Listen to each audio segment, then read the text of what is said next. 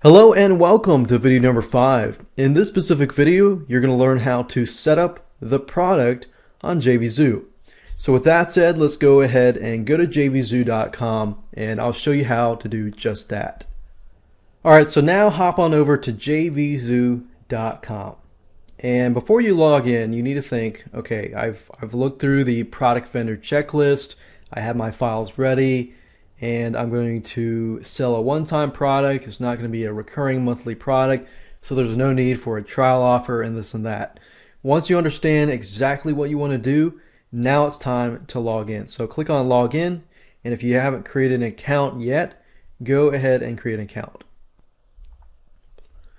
And then once you're logged in, click on sellers, and of course make sure you update your account and this and that, and simply click on add a product. Okay, so you'll notice that all the information that I showed you in the vendor checklist is in here. And at this point in time, I know exactly what I need to do, so I don't have to pause and wait. So right here, allow sales or not, that just basically means, do you want to activate your product or not? So in this case, I'm not ready to make it live yet, so I'm going to click on no. I'm not ready to put it into the marketplace just yet. And the launch time, let's say that today is October 12th, 2012. And that's it. And let's say that I'm going to launch it on the 31st.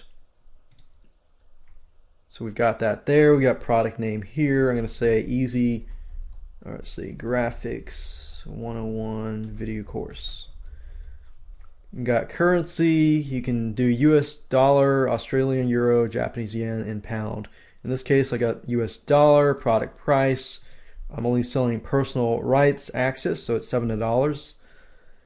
Commission percentage payout, I'm going to say 75% since it's a low number. And that's one thing you got to remember. If it's a low number, affiliates may be hesitant to promote your product if it's a lower number. So if it is a lower number but it is converting well, make sure that you give them a higher percentage payout.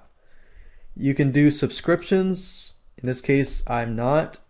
That's why I say, make sure you do everything. So you got subscriptions, you can set up your offer trial and everything like that. In this case, I'm not going to be doing that, but if you want to do that, you can always do that. And simply follow the vendor checklist if you're unsure. Quantity, I'm going to leave it blank because I have an intangible product, so I'm going to leave that blank. I'm going to include the support address here.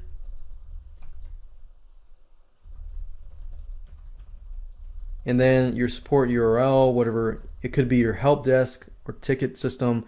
If you don't have one here, that's fine. Just put an email address here.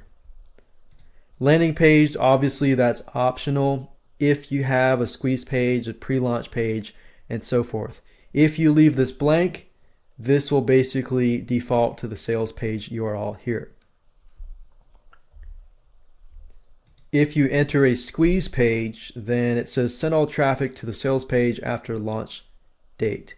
So after this date, basically the pre-launch page will disappear and the traffic will be sent here. And that's a really nice little feature there. I'm going to click on no. And remember, you have for the sales page, if your sales page is on the warriorforum.com, then you can enter this here in a backup URL here. So if the warriorforum.com is your sales page URL here, enter that here, and then the backups here.